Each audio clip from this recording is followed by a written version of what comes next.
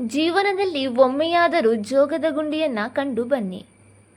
ಕರ್ನಾಟಕದ ನಯಗಾರ್ ಎಂದೇ ಖ್ಯಾತಿ ಪಡೆದ ಜೋಗ ಜಲಪಾತವು ಕರ್ನಾಟಕದ ಶಿವಮೊಗ್ಗ ಜಿಲ್ಲೆಯ ಸಾಗರ ತಾಲೂಕಿನಲ್ಲಿದೆ. ಪ್ರತಿ ಸೆಕೆಂಡಿಗೆ 34 ಲಕ್ಷ ಟನ್ ನೀರು ಬೀಳುತ್ತದೆ.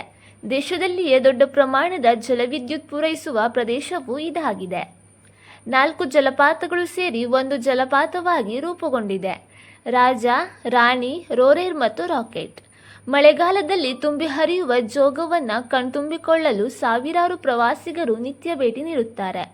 ಶರಾವತಿ ನದಿಯೇ ಜೋಗ ಜಲಪಾತಕ್ಕೆ ಮೂಲ. 929 ಅಡಿ ಎತ್ತರದಿಂದ ಧುಮುಕುತ್ತಿದೆ. ನಯಗಾರ್ ಜಲಪಾತದ ನೀರಿನ ಮೊತ್ತ ಜೋಗದಕ್ಕಿಂತ ಅಧಿಕವಾಗಿದ್ರೂ ಕೂಡ ಅದರ ಎತ್ತರ ಜೋಗದಷ್ಟು ಇಲ್ಲ. 4 ಪ್ರತ್ಯೇಕ ಬಿರುಕುಗಳಿಂದ ನದಿ ರಭಸದಿಂದ ಬೀಳುತ್ತದೆ. ಅದು ಧುಮುಕುವ ರೀತಿಯೇ ಮನಮೋಹಕರವಾದದ್ದು. ಜಲಪಾತದ 4 ಕವಲುಗಳ ಪೈಕಿ ರಾಜ ಸುಮಾರು 829 ಅಡಿ ಆಳಕ್ಕೆ ಧುಮುಕುತ್ತದೆ.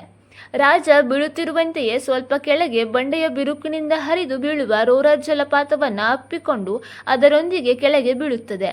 ಇನ್ನು 3ನೆಯ ಜಲಪಾತವಾದ ರಾಕೆಟ್, ಇದು ಬಂಡೆಯ ಮೇಲಿನಿಂದ ಹಲವು ದಾರೆಗಳಲ್ಲಿ ಚಿಮ್ಮಿ ತಳಕ್ಕೆ ಕುಪ್ಪಳಿಸುತ್ತದೆ. ರಾಣಿ ಜಲಪಾತ ಬೀಳುವ ರಭಸದಿಂದೇಳುವ ನೊರೆಯಿಂದ ಸೊಗಸಾಗಿದಂತೆಯೇ ಪ್ರಪಾತಕ್ಕೆ ಇಳಿಯುತ್ತದೆ. ಮುಂಗಾರು ಋತುವಿನಲ್ಲಿ ಇಲ್ಲಿಗೆ ಭೇಟಿ ನೀಡಿದರೆ ಪ್ರವಾಸಿಗರಿಗೆ ಈ ಜಲಪಾತದ ಸೌಂದರ್ಯದ ರೋಚಕತೆಯ ಅನುಭವ ಮುದ ನೀಡುತ್ತದೆ. ಧುಮುಕಿ ಹರಿಯುವ ಜಲಪಾತದ ನೀರು, ಹಾಲಿನಂತಹ ನೊರೆ, ಆಗಾಗ್ಗೆ ಮೂಡುವ ಕಾಮನಬಿಲ್ಲು, ಮಳೆ, ಸುತ್ತ ಹಚ್ಚ ಹಸಿರಿನ ರಾಶಿ, ಇಂತಹ ಅನುಭವ ಮತ್ತೆಲ್ಲೂ ಸಿಗಲು ಸಾಧ್ಯವಿಲ್ಲ. ಜೋಗ ಜಲಪಾತವನ್ನು ಗೇರುಸೊಪ್ಪ ಜಲಪಾತ ಎಂದು ಕರೆಯುತ್ತಾರೆ, ಏಕೆಂದರೆ ಇದು ಗೇರುಸೊಪ್ಪ ಪ್ರದೇಶದಲ್ಲಿದೆ. ಇದು ನಮ್ಮ ದೇಶದ ಅತಿ ಎತ್ತರದ ಜಲಪಾತಗಳಲ್ಲಿ ಒಂದು. ಈ ಜಲಪಾತದ ವೈಶಿಷ್ಟ್ಯವೇನೆಂದರೆ ಇಲ್ಲಿ ನೀರು ನೇರವಾಗಿ ಬೀಳುತ್ತದೆ, ನಡುವೆ ಬಂಡೆಗಳ ಮೇಲೆ ಹರಿಯುವುದಿಲ್ಲ. ಹೀಗಾಗಿ ಇದರ ಸೌಂದರ್ಯ ವರ್ಣಾತೀತವಾಗಿದೆ. ಇನ್ನು ಈ ಪ್ರದೇಶಕ್ಕೆ ತಲುಪುವ ಮಾರ್ಗ. ಹತ್ತಿರದ ರೈಲು ನಿಲ್ದಾಣವೆಂದರೆ ತಾಳಗುಪ್ಪ. ಇದು ಶಿವಮೊಗ್ಗ ಜಿಲ್ಲೆಯಲ್ಲಿದೆ. ಇಲ್ಲಿಗೆ ಬೆಂಗಳೂರು ಹಾಗೂ ಮೈಸೂರಿನಿಂದ ರೈಲು ಸಂಪರ್ಕ ಕೂಡ ಇದೆ. ಸಮೀಪದ ವಿಮಾನ ನಿಲ್ದಾಣವೆಂದರೆ ಅದು ಮಂಗಳೂರು ಅಂತಾರಾಷ್ಟ್ರೀಯ ವಿಮಾನ ನಿಲ್ದಾಣವಾಗಿದೆ.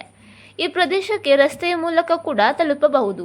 ರಾಷ್ಟ್ರೀಯ ಹೆದ್ದಾರಿ ಸಂಖ್ಯೆ 206 ಬೆಂಗಳೂರಿನಿಂದ 378 ಕಿಲೋಮೀಟರ್ ದೂರದಲ್ಲಿದೆ. ಸಾಗರದಿಂದ 45 ಕಿಲೋಮೀಟರ್, ಸಿದ್ದಾಪುರದಿಂದ 21 ಕಿಲೋಮೀಟರ್, ಹಾಗೆಯೇ ಹೊನ್ನಾವರದಿಂದ ಜೋಗಕ್ಕೆ 56 ಕಿಲೋಮೀಟರ್ ದೂರವಿದೆ.